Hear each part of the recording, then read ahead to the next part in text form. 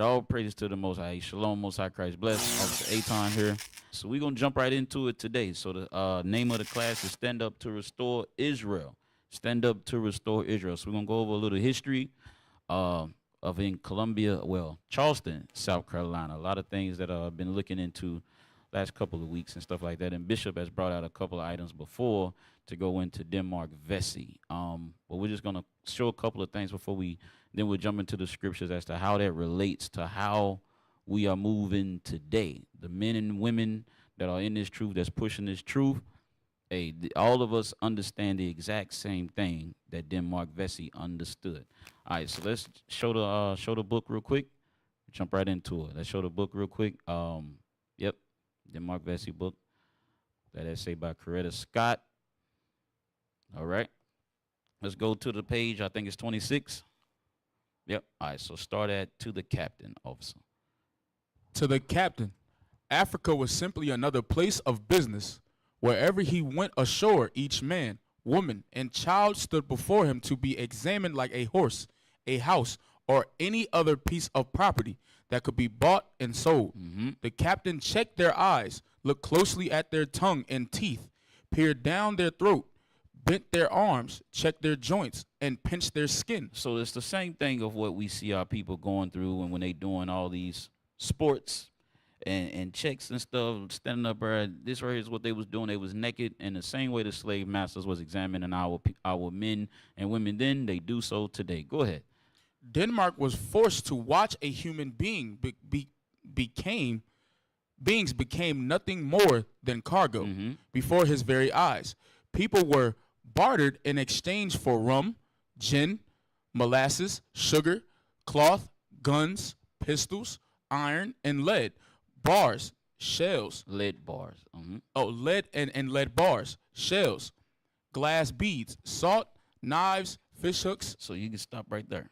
So this right here was what Denmark Vesey was he was forced to watch as a child. I think he was 14 years old when he started seeing these different things. So, as the scriptures say, let's go to Joel 3. Go to Joel. Matter of fact, read Romans 15:4 first. Then we'll go to Joel 3. Always open up with that, just like leadership before us have done many, many times. Read that. Romans chapter 15 and verse 4. For whatsoever things were written aforetime were written for our learning. So the things that were written aforetime in this Bible was written for our learning and our history as well. Go ahead. That we, through patience and comfort of the scriptures, might have hope. That we, through patience and comfort of the scriptures, might have hope. So the history in this Bible lines up with that is how we know we're the Israelites, because the history of the Bible lines up with our literal history. We are the descendants of what we're reading. Just like when Bishop Iuic had brought out when he went over to Ghana about how our people had to endure to make it all the way over here to America. And the ones that endured that, we are the descendants of them. And that very same thing, Denmark Vesey had to watch our people go through those examinations and being examined and all of that stuff being sold left and right. So let's go to what I tell you, Joel? Yes, sir. Joel 3. So through the comfort of the scriptures, we might have hope. And that's what we do with our people whenever we make this Bible real to them, and that they understand that what they've been taught to be at the bottom, they do not have, that's not where they were meant to be. We were meant to be on top. So let's read that. Joel 3. Just like what he was reading about how Denmark Vesey watched us become cargo. Read that. Joel chapter 3 and verse 3. And they have cast lots for my people, and have given a boy for an harlot, and sold a girl for wine, that they might drink. And said they sold a girl for wine that they might drink. So exactly what Denmark Vesey was experiencing, where our boys and the girls was being sold as being harlots and for wine, for weapons and everything else, being made slaves. He watched it happen in a young age for a very long time. Now, let's go back to it. Let's go to the article. Let's go to the article now. Yes, this one right here. Yeah, scroll up so we can see the name of the article real quick. All right, read that. Denmark Vesey. You want to start at Yeah, read it. Read that right there. Yes, sir. He that read in the Bible where God commanded that all should be cut off, both men, women, and children. And he said, he believed, it was no sin for us to do so, for the Lord has commanded us to do it. So this right here is what the testimony of Rolla or whatever, the belonging to Thomas Bennett. They had recorded this in the trial record of the Denmark Vesey slave conspiracy of 1822. So this is what they actually read this when he was actually in court. Now let's read that. In 1771. Scroll down some, IT. Yep, just the first 3 paragraphs right here. Yep, go ahead. In 1771, 14-year-old Denmark Vesey was transported from St. Thomas to Cape Francis by slave trader Captain Joseph Vesey. Upon a return trip to Cape Francis, Captain Vesey was forced to reclaim Denmark, who his master said was suffering from epileptic fits. Denmark accompanied Captain Vesey on his trading voyages until the captain retired to Charleston, never again showing signs of epilepsy. And so it's letting us know that Denmark Vesey, he was from St. Thomas. And I believe, we've had done a lot of history on that area. Go ahead. In 1799, Vesey won the lottery and bought his freedom for $600. So Vesey won the lottery. So back then in 1799, that's a lot of money, $600. Go ahead. He could not purchase the freedom of his wife and children. However, and some claim that this fact motivated his crusade to destroy the institution of slavery. So can you imagine winning the lottery? This right here actually gets rid of that theory that, if we pull together all our economics and everything else, that we can then buy our freedom, to have laws created and everything else and buy our freedom. Vesey couldn't do it. Denmark Vesey tried. He only was trying to free his wife and child, according to what this article says. According to the article, he had enough money to pay for his wife and child, and they said no. So whenever our people like to claim that we can do this by economics and all of that stuff, you cannot do so. Ain't enough money in the world. That is why we are in this captivity. The only way we get free is by keeping the commandments and faith in Christ. That is it. So whenever our people want to come and say it's all about finances and economics and stuff, you had a man that won the lottery and could not do anything with the money what he wanted to do. Go ahead. Let's read the last paragraph. Vesey joined the newly formed African Methodist Episcopal Church in 1817. Episcopal Church in 1817. He became a class leader, preaching to a small group in his home during the week.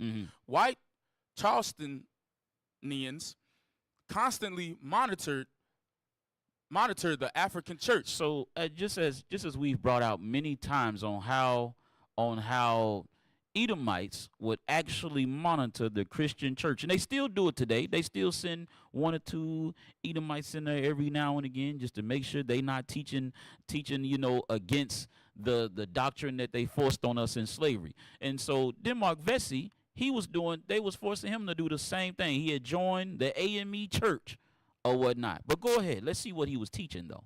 Disrupting services and arresting members. An angry Vesey began preaching. So they was disrupting. So the white people was even though our people, our black people, so the so-called blacks in Charleston, even though they had joined the Christian church, they were still getting arrested during church and they church service getting all disrupted. And it's a darn shame our people are still in these churches, and even this church right now, that is the same church where what's the dude that went and shot up the church? Dylan Roof. Dylan Roof. It's the same name. That was the same church that Denmark Vesey actually started. Same exact church. Now they got Edomites all in that church now. Go ahead. An angry Vesey began preaching from the Old Testament, particularly Exodus, and taught followers that they were the new Israelites, the chosen people whose enslavement God would punish with death. So Denmark Vesey was teaching that we are the Israelites. You could take that down. So Denmark Vesey was using the Christian church, and he was teaching. Now, he didn't have the understanding that we got today, but his spirit, he understood this got to stop. He got to let our people know who they really are. And that's something that's the same thing that we've been tasked with today. That's what the bishops have tasked with the deacons have tasked with the captains tasked with the officers, the soldiers, the brothers, women, children, all of us have been given that very same task to teach our people who we are, that they may wake up. Because right now, just like he understood that when our people are depressed, they are in that slave mindset, somebody got to stand up and say something. And that's what you see all of our teachers doing when they traveling and going to different places, going to the different blitzes all everywhere. You see all our different teachers trying to wake our people up. And that is what we're trying to do. We're taking on that very same spirit that Denmark Vesey had. He saw all the atrocities that our people was going through. And he said, somebody got to stand up and do something. Now, we're not advocating that nobody go out here and pick up guns and start shooting people. That's not what I'm saying. But he understood somebody had to do something. All right. So let's go now to the other article. Let's talk about this Charleston workhouse, but they called it a sugar house. So here's something that they also was doing, and this right here was started. They started this after Denmark Vesey to torture our people. All right, scroll down. And now, Charleston, the College of Charleston is probably, I think it's like 90% Edomites, over 90% Edomites. They did this study, so they try to hide this stuff even in Charleston. Now you go down there today, they will tell you this stuff doesn't exist. It was false. Mind you, you got the college that did the darn research. All right, let's read this. Start at the top. Scroll up. Let's get the name of the article. No, at the top. I'm telling you, scroll up. You scrolling, my bad. Scroll down. Let's get the top of the article, the name of it. All right, read that real quick. Charleston Workhouse and Sugar House Mm-hmm. by Joseph Williams. All right, let's go. Scroll down.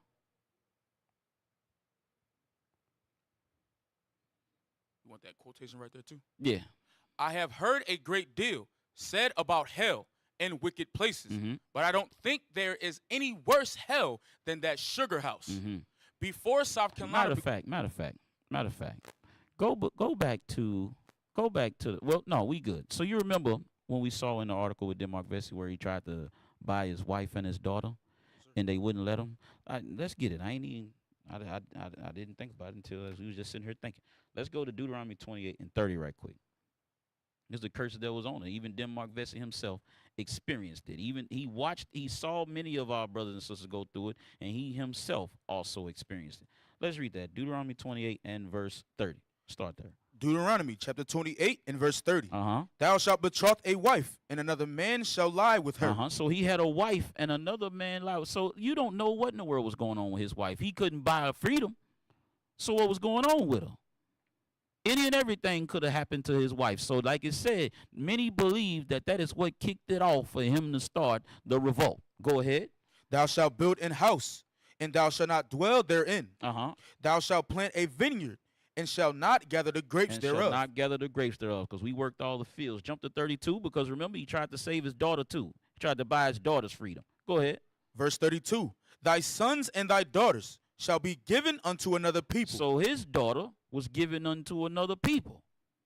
He wanted them and couldn't do nothing to get them. Go ahead. And thine eyes shall look and fell with longing for them all the day long. Uh-huh. And there shall be no might in thine And hand. there was nothing he could do. He had enough money to buy their freedom, and they said no.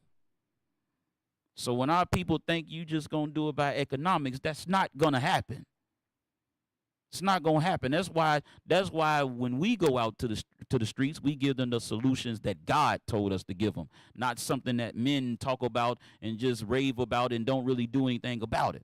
We tell them what God said, and that's to keep the commandments. All right, now let's go back to the article. I'm sorry, we were just thinking about it as we was going. All right, let's go to start at before. Before South Carolina became famous for its prized Carolina gold rice, there were several agricultural experiments conducted to determine what would be the most lucrative crop to cultivate here in the Low Country. Go ahead. Among the various citrus fruits, indigo, and even silkworms, there was sugar. There was sugar. Go ahead. As the coastal region of South Carolina owed its earliest colonists to immigration from Barbados and other English-occupied Caribbean islands that specialized in sugar production. Many early colonists were hopeful that this region would prove to be equally acclimated to such a lucrative cash crop as well. When the city's main workhouse, located at the the intersection of Magazine and Mazik, now Logan Streets, burned to the ground in 1780. The prisoners were temporarily housed in the defunct building on Broad Street. Now on Broad Street, we'll go over that another day, but on Broad Street down there, there's literally the big house, what they've turned into a flea market today. Now it's a flea market today, but it used to be a slave, what they call it, the slave market, but it was a what they call the slave prisons. I can't remember the barracoon. The barracoons was down there on Broad Street. That's what they called the slave prisons down there in Charleston. Barracoons. Go ahead. That had formerly been the site for storing sugar until a new structure could be rebuilt. Once the structure had been rebuilt by the early 19th century, the conflation between the sugar house and the workhouse had been permanent. So they created this building. Now let's see why they created the building. Scroll down. Go ahead. Right here at after. After several conspiracies of a slave revolt, most notably the plot Denmark Vesey led in 1822, the workhouse became a site for the nearly exclusive corporal punishment of enslaved people. Go ahead. It was located directly adjacent to the city jail. So you had you had the sugar house or workhouse across the street from the jail, from the slave jail. Go ahead. If enslaved people were thought to have overstepped their boundaries, they would be brought here as the wry, euphemistic phrase went, for a bit of sugar. And that's what they said. They'll say the slaves went for a bit of sugar. Go ahead. Enslavers who did not want to sully their own hands by disciplining their slaves would pay a fee in order to have someone else commit this cruel act for them in their stead. So it was people whose job, that was what they got paid to do. They got paid to torture our forefathers and foremothers. That was what they payment. They got paid. They had a salary to torture our people down in Charleston. Used to call it buck breaking town. And this is one of the buildings that they would take us to torture our people. Go ahead. The methods of punishment took many forms. Stockades were a simple but brutal form of torture. It says stockades. Let's pull up an image of a stockade. Let's pull up an image of a stockade real quick. Let's pull up the image of a stockade so we can see what that looks like. All right, so this right here is a stockade. So what they would do, they would actually chain your ankles and feet and stuff together, put your head in the middle and your arms and your arms in the smaller holes, and you would have to sit like that in that position for days. For days. And then while you was in these positions, you was getting beaten and everything else. Let's go back.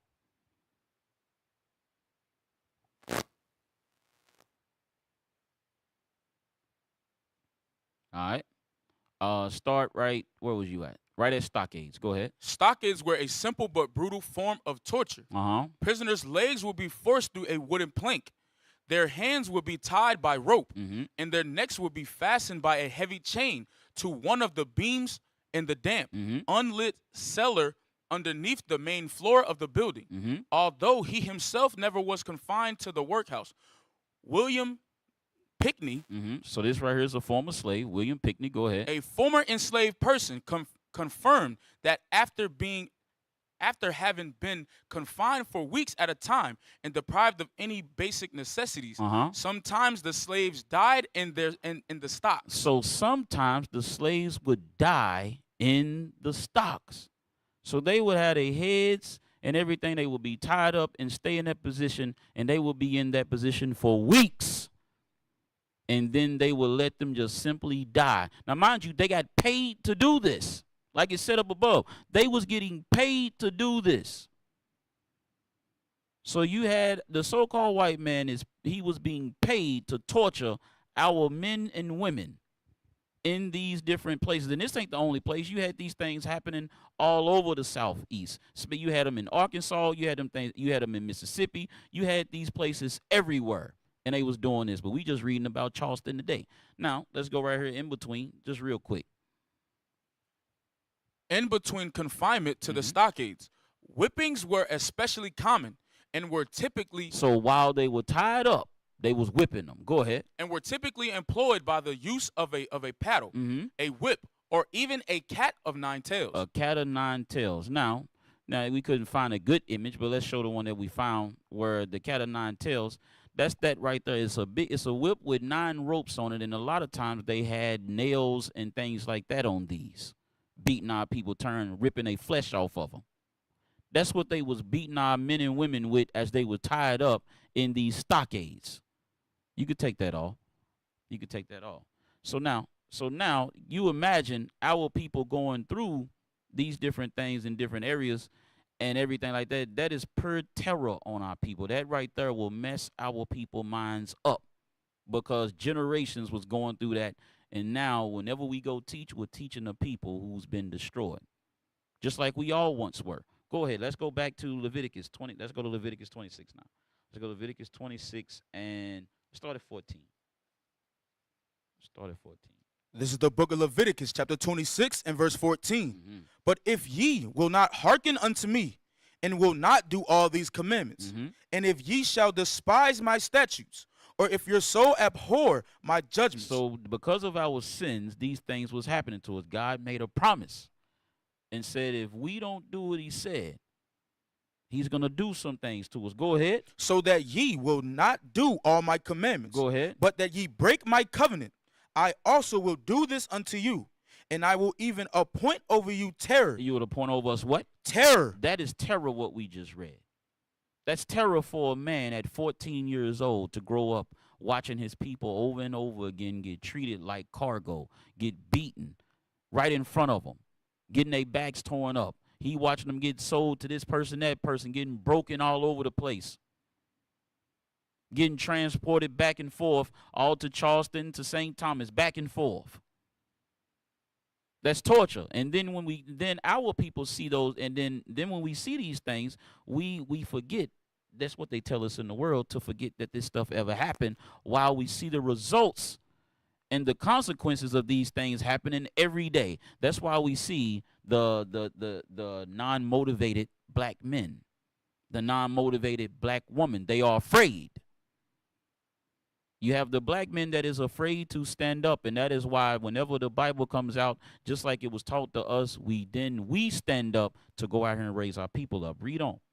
Read that again. Start at the top again of 16. Yes, sir. Uh-huh. Verse 16. I also will do this unto you. Uh-huh. I will even appoint over you terror. And that's exactly what we read. That was all terror. Go ahead. Consumption. Uh-huh. And the burning egg that shall consume the eyes and cause sorrow of heart. And that's exactly, it was called sorrow of heart. You imagine, like I said, think about it. Denmark Vesey, wife and child, was not free. But ain't none of our wives and children free today. That's why we do what we do, is because we understand our people are not free. So therefore, we understand we have to stand up and do something. But now we have the Bible that gave us the exact way to fight. Now we know how to fight. Back then, our people didn't really know how to fight. They didn't have the full understanding. We don't have the full understanding, but we understand the Bible better now than they did back then. So now we know that our weapons, we're not going to go out here and pick up guns and bombs and do it with economics and everything like that. We understand that. We have to keep the commandments and faith in Christ and gather together and do it as a nation. We know that now. But that same spirit, that is what our forefather, Denmark Vesey, was rolling in. And that's what we rolling in too. We are standing up to raise up our people to restore Israel. Read on. And ye shall sow your seed in vain, for your enemies shall eat it. And that's exactly, they took all our vineyards and everything else from us. Go ahead. And I will set my face against you. And that's what God did, because we was in sin. Go ahead. And ye shall be slain before your enemies. They that hate you shall reign over you. They that hate us shall reign over us, and they do. They reign over us the same way they was reigning over us back then. It's the same way we see it today. It's just a little different, because our people are still getting shot down by our oppressors. We got a whole list of people. Let's put the image on the screen. You got a whole list of our brothers and sisters that's been killed by the police, by Esau. Even, you can't even run in the neighborhood you pay a HOA fee for. You can't do it, Because that same terror is still set over us today. They just try to cover up that history, and now it's not so much in our face as it used to be. But they're still doing the same acts. Still doing the same acts. Is that it on that verse? No, sir. Go ahead. And ye shall flee when none pursueth you. And we shall flee when none pursue. And that's what we see whenever we go out to teach our people. We see a lot of our people, they are fleeing when nobody's even pursuing them now. So they'll stand in front of the camp, and we will ask them, hey, who's the oppressor? You know who it is. That's what they'll tell you. You know who it is. They are afraid to say it. So our men, like you got on the screen, we got our teachers, we'll go put it on the screen. When we go out here to try to wake our people up at camp, we're trying to put them in their right mind, trying to remove that fear that they've had all their life. They are afraid to admit even who the enemy is. You will say, who did this to us? Who put us in captivity? You know who did it. Of course we know. But we want to know if you going to say it. Because we have to get our people to even say it. It is hard for our people to even speak it because that terror that has been over us for so long has actually made us very, very fearful. Now we are afraid to even speak about it. You'll have brothers and sisters at camp. You know what it is. They'll look around. The white man. They'll do just like the white man. Because they whispering because they've been afraid and they don't have the hope that we have in this Bible. And that's why we go out to teach our people so that they rise up, so that they can wake up more people as well. All right? So let's go to Deuteronomy 28:65. Deuteronomy 28:65. The book of Deuteronomy, chapter 28, verse 65. And among these nations shalt thou find no ease. It said, among the nations shall we find no ease. We don't have any ease here. The way it was done down in Charleston, it was done in so many places. It's just over 65% of our people came through Charleston. Over 65 of black people in America, ancestors, came through Charleston, South Carolina, buck-breaking town, where they was doing these different things in what they call the sugar house. And then they mock it and say, I just sent the slave for a little sugar. Not understand, but we understand whenever we read this, whenever we go out to teach our people, we understand that they've been broken. We understand that they don't have that same hope that we have, and that's why we go out and teach. But for you brothers that sit on the side, or you sisters that do not want to get involved, you don't understand what has happened to your people, and our people need you to wake up and stand up and do something. There's no way. We had a brother come to camp yesterday. He said, y'all need to come down to Camden, South Carolina. It's already on our way. We on the way there. And he said, well, I'm not from there, but we need it down there real bad. Well, why don't you come and learn so you can go down there and hold down the spot down there? I don't know if I could do that. Because they don't have that same hope that we have. And that's why we have to go out and teach them just like we was ordered to. All right, so let's go to Ecclesiastes 7:7. Ecclesiastes 7:7. Look, that thing is going fast, bro, already.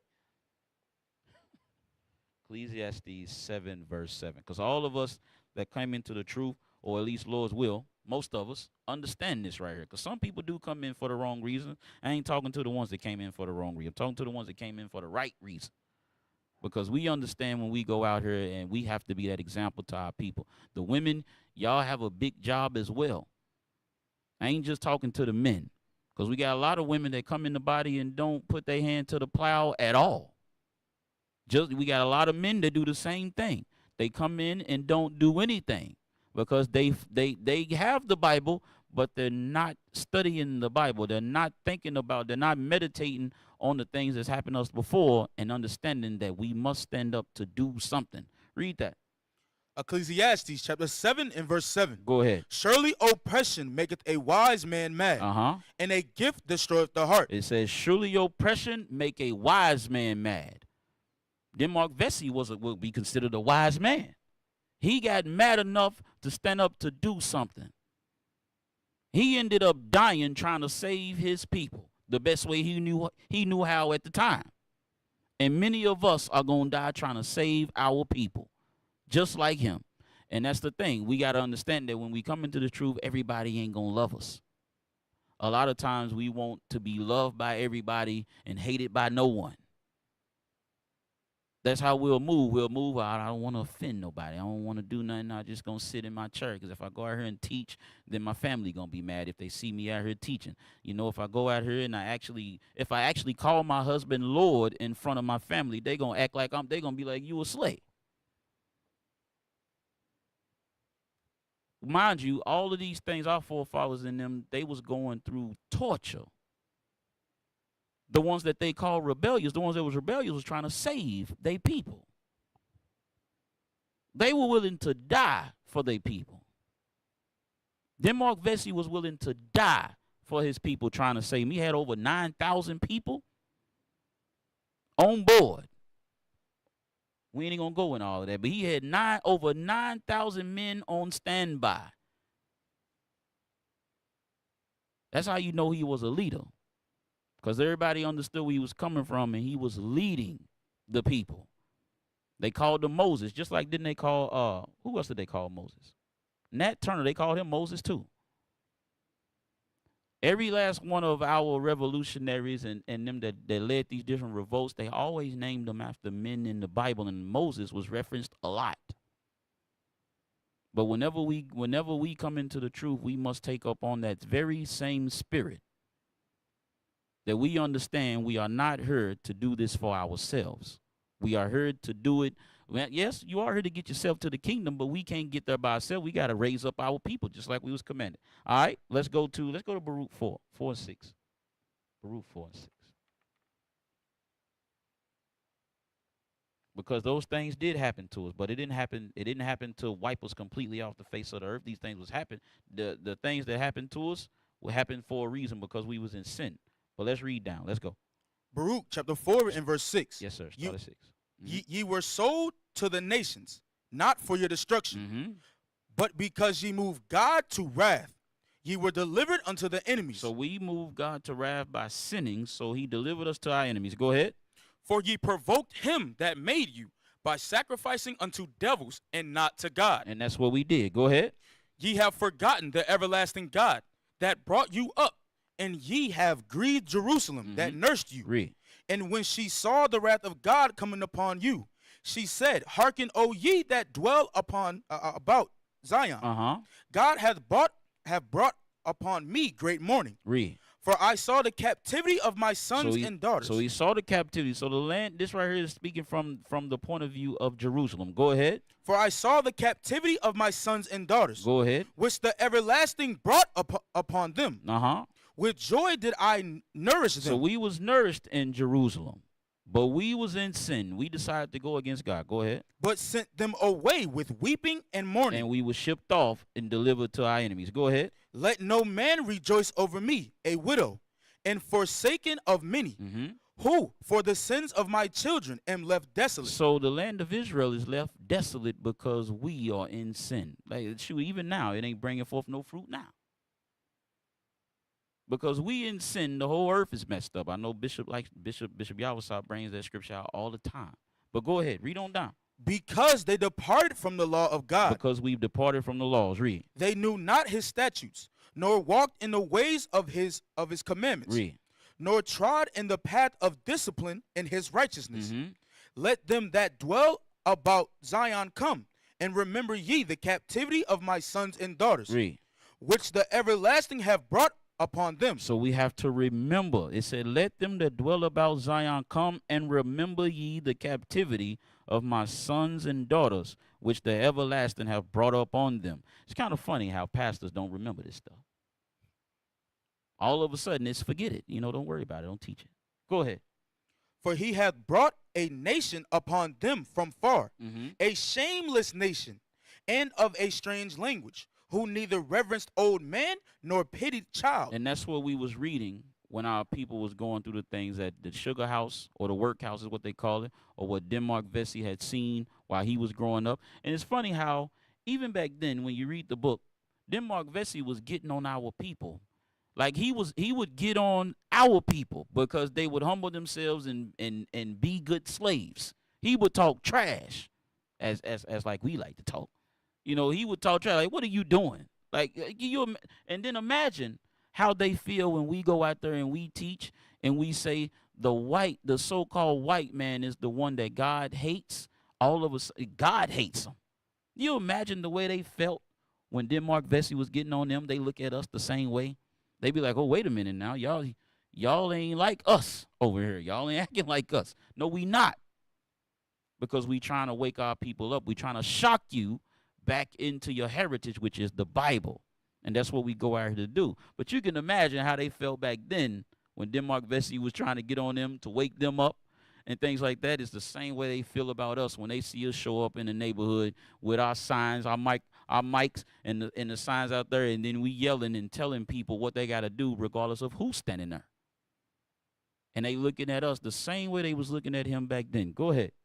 These have carried away the dear beloved children of the widow. Go ahead. And left her that was alone, desolate, without daughters. So we was left. So we was carried away by our enemies and put in slavery. Go ahead. But what can I help you? Go ahead. For he that brought these plagues upon you. So it said for God. So the same one that brought the plagues upon us, what will he do? Will deliver you from the hands of your enemies. And that's what we waiting on. So all of the things that we went through in slavery, all the things we go through, all of the discrimination and everything we go through today. Because, see, they don't even talk about how when our older men and women are on Section 8, right, they've retired and things like that. They don't even talk about those things on how they will make it or create different laws to where they lose that housing so they can resell it, so they put them out on the street. They don't even talk about that stuff. That stuff ain't in the news. That's why when we show up and we teach a hopeless people, they gain hope from the Bible. Matter of fact, let's go back to Romans 15:4. Go back to Romans 15:4. Go back there. Because like it said, God shall deliver us from our enemies. And whenever we go out to teach that, that is what we're doing. We are standing up to restore Israel. And the only way we are able to do that is what you see every week when we go into the different blisses. We at camp 365 days of the year. And we still need more laborers. So all of you brothers that's new into the body and sisters that's new, y'all have a job. We are all commissioned. We are all ordered to do a job. We were all hired to do a job. Let's read that again in Romans. Romans chapter 15 and verse 4. Go ahead. For whatsoever things were written aforetime were written for our learning. Go ahead. That we through patience and comfort of the scriptures might have hope. And that comfort of the scriptures, we bring that comfort of the scriptures to our people. That's what we do. Bring the comfort of the scriptures to our. You think our people got a lot of hope when they see the slavery and they understand that's what's going on around. They live next to a slave prison in some of the cities we've gone to. And then we show up with the hope of the scripture, and they understand, wait a minute, all that's going to burn down, and we're going to rule over the very same people that put us in there. Sign me up. How can I join? That's how we stand up. Let's go to Luke 14:18. Luke chapter 14, verse 18. We're going to kind of move fast. We only got 10, 15 minutes now. Luke 4:18. Luke 4? Yes. Okay. Luke 4. My bad. Luke 4:18. This is the book of Luke, chapter 4 and verse 18. The Spirit of the Lord is upon me, because he have anointed me to preach the gospel to the poor. And that's what we go out and do. We have the same spirit. We have the same spirit. Go ahead. He have sent me to heal the brokenhearted, to preach deliverance to the captives. To preach deliverance to the captives. The same thing that Christ was doing, we got to go do it. We the real Christians. Ain't that what they say? You got the thing in the world. Well, what does Christian mean? We understand it means anointed ones. But if we go with the one we all knew in the world, Christ-like. Well, if we Christ-like, we were given the very same order. That's why when you read Luke chapter 14, matter of fact, read on. We're going to go to Luke 14. And recovering of sight to the blind. And that's what we have to do. We have to heal the brokenhearted, preach deliverance to the captives, recovering the sight to the blind, because all our people are blind. They are walking in darkness, in gross darkness, following after Christianity. This ain't necessarily talking about, Christ was healing the literal blind. But the way we heal the blind is those that are blind of the mind. We are opening the eyes of the mind so that our people understand what they got to do to get out of this captivity. Go ahead. To set at liberty them that are bruised. To set at liberty those that are bruised, that are beaten, whose spirits and souls have been broken.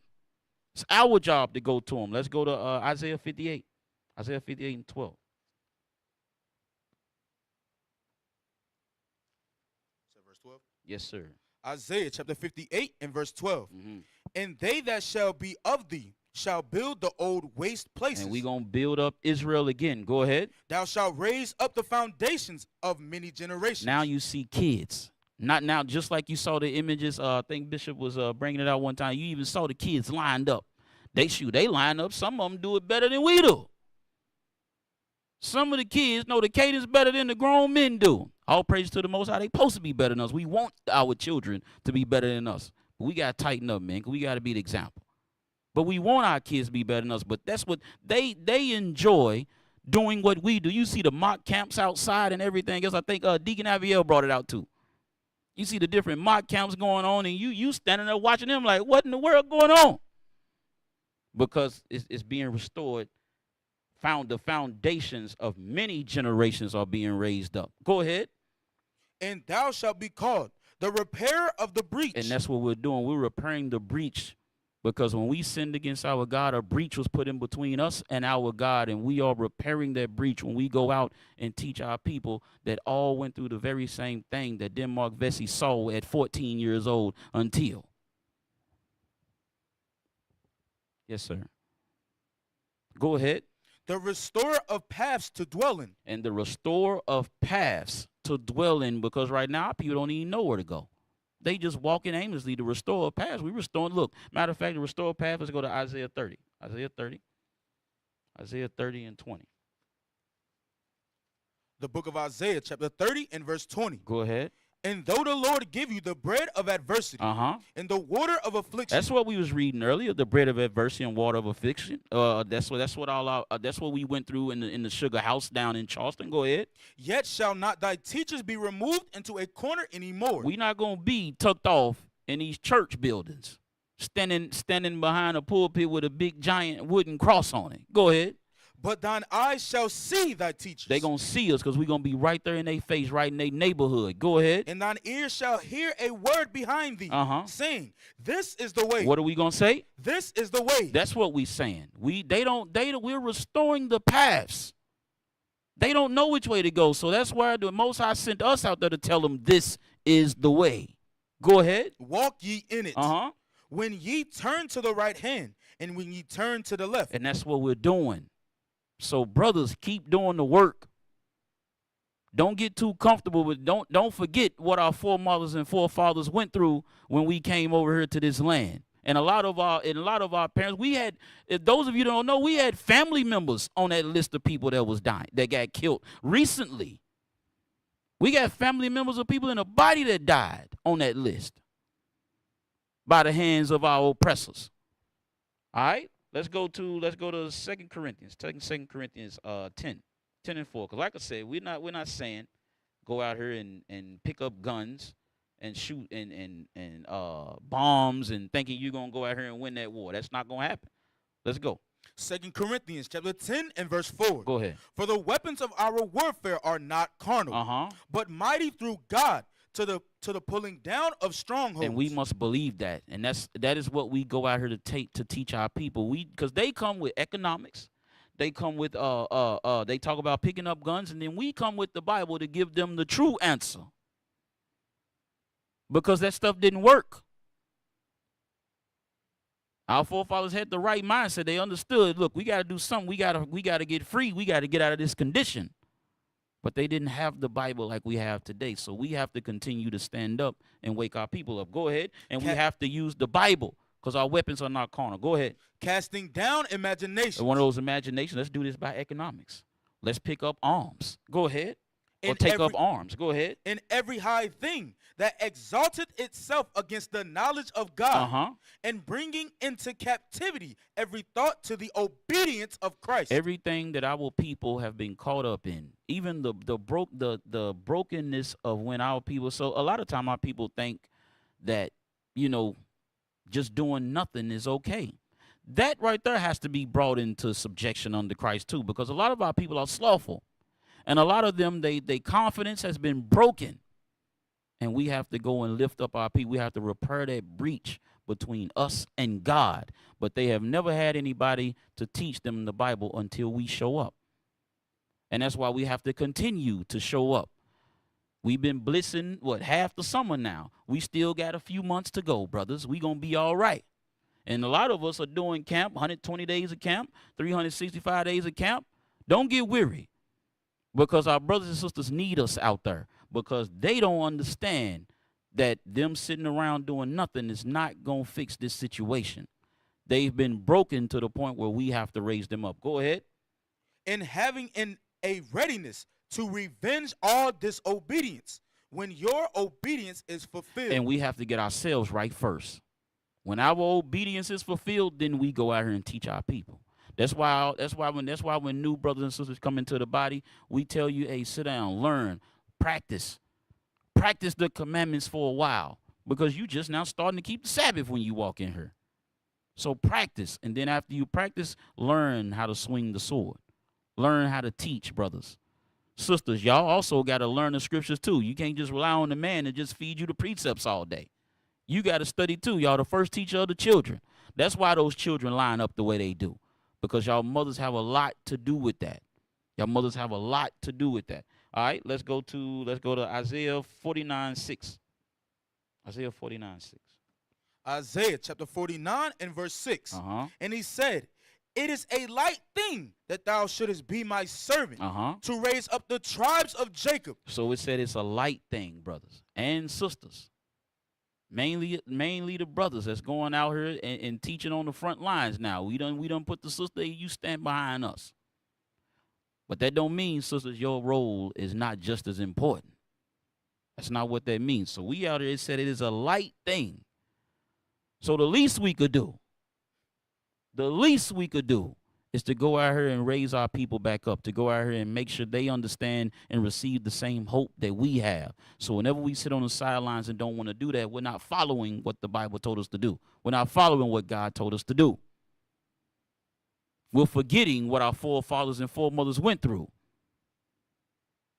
We cannot forget those things. We're supposed to remember those things. Go ahead. And to restore the preserved of Israel. Read it from the top again. Yes, sir. And he said, it is a light thing that thou shouldest be my servant to raise up the tribes of Jacob and to restore the preserved of Israel. And to restore the preserved of Israel. Go ahead. I will also give thee for a light to the Gentiles, that thou mayest be my salvation unto the end of the earth. And the Gentiles right there is Israel. Matter of fact, let's get that. Matthew 4:15, real quick. Matthew 4:15, just for if anybody's watching this new and don't understand that the Gentiles is not talking about the other nations. It's talking about Israel. Go ahead. Matthew chapter 4 and verse 15. The land of Zebulun and the land of Naphtali, by the way of the sea, beyond Jordan, Galilee of the Gentiles. So it was calling the Israelites here the Gentiles. So when you go back to Isaiah 49:6, it said that I will also give thee for a light to the Gentiles. And that's what we are. When we go out here and we teach our brothers and sisters who are still following Christmas, still keeping birthdays, still doing Thanksgiving, they're living like Gentiles. And we are that light that they see where they pull out their phones and record us coming down on the blitz, because they've never seen black men together or in order like that. Captain Shem getting on us to make sure we give the perfect view. And you'll have some brothers that won't even go to one blitz all summer long. You'll have some brothers that won't do they won't do one thing. They'll sit there and tie their hands. That's how I remember that. That right there, that was in Orange Crush. Walking on the sand. I don't know if any of y'all ever marched on the sand. That is hard to do. But you have men that are getting themselves in shape according to the Bible, because the Bible tells us we can't be lords. So we getting in shape, eating right, so we'll be able to do these marches, even if it requires us to march on a terrain that ain't too comfortable for us. We can still do it. But we do these things so that our people can see the image of our people waking back up again, so they can understand they can be a part of it too, because they don't have that same hope until we show up to give it to them. All right? Almost done. Almost done. Romans chapter 10. Yes, sir. Romans chapter 10. We'll close out here, I guess. Romans 10. Romans 10. I know we close.